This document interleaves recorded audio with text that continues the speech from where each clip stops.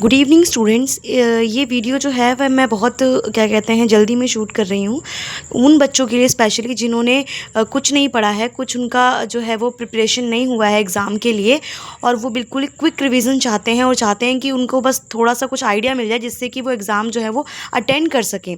ठीक है, तो ये कुछ इंपॉर्टेंट क्वेश्चंस मैं फटाफट से आप लोगों के लिए लेकर आई हूँ।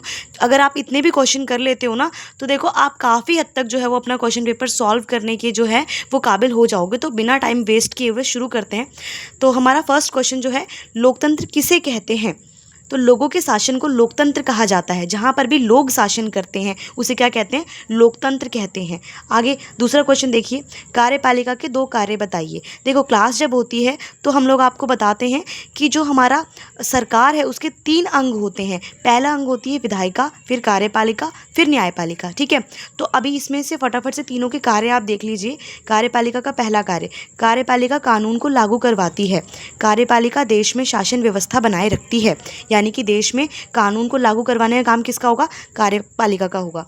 अगला क्वेश्चन देखिए, विधायिका के कार्य क्या हैं या विधायिका कौन सा कार्य करती है? किसी भी तरीके से आपके एग्जाम में इस क्वेश्चन को पूछा जा सकता है, तो इसका आंसर होगा विधायिका कानून को बनाती है। देखो ये वाली जो संस्था है हमारी, ये कानून बनाएगी और कार्यपालिका जो है इसके नाम से आप समझ सकते हैं, कार्य मतलब काम करेगी, कानून को लागू करेगी। विधायिका मतलब विधि यानी बनाएगी, कानून को बनाएगी। ठीक है, अब तीसरी संस्था मैंने आपको बताई थी कि हमारी तीसरी संस्था होती है, सरकार का तीसरा जो अंग है वो है हमारा न्यायपालिका। तो न्यायपालिका के बेटा 2 कार्य इनमें बताने के लिए बोले गए हैं।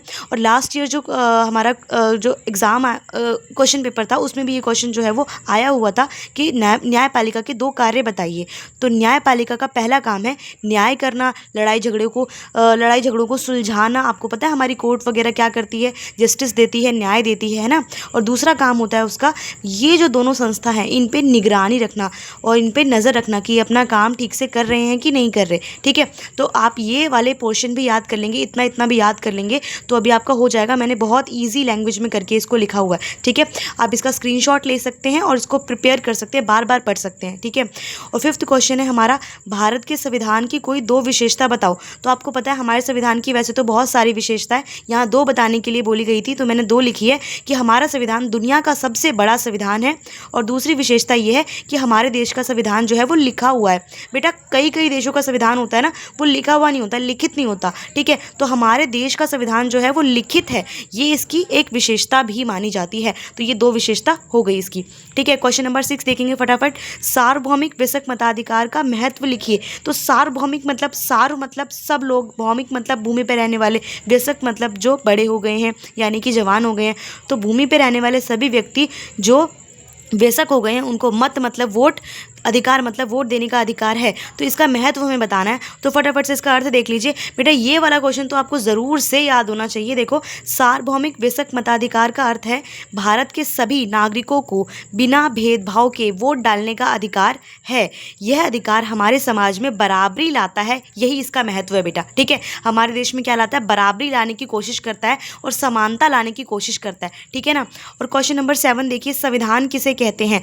तो नियम कायदों की किताब को संविधान कहा जाता है, इसी से हमारा देश का शासन जो है वो चलाया जाता है।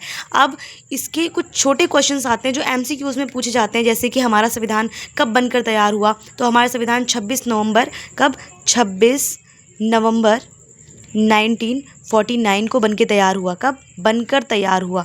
बनकर तैयार हुआ। ठीक है, और लागू कब हुआ था? 2 महीने बाद, यानी कि 26 जनवरी 1950 में। ठीक है ना।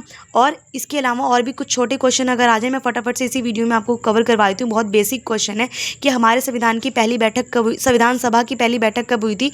तो 9 दिसंबर 1946 को हुई थी। टोटल कितनी बैठक हुई थी, यानी टोटल कितनी बैठकों में संविधान बन गया था?